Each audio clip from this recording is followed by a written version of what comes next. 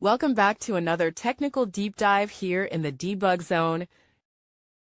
Today we're tackling a big question and breaking it down with insights from other users. Hopefully this clears up some misconceptions and helps you get the answer you need.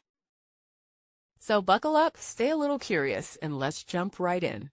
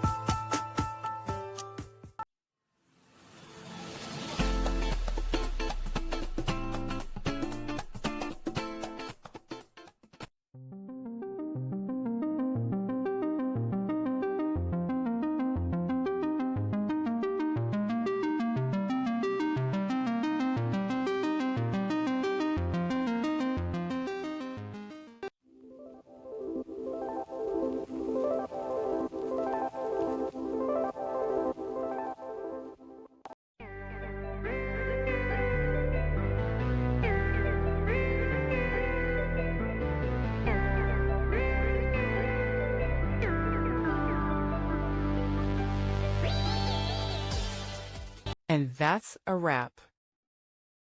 I hope you found the answer you were looking for. If you did, take a second to hit that subscribe button. It really helps out. And let me know in the comments which solution worked best for you. See you next time in the debug zone.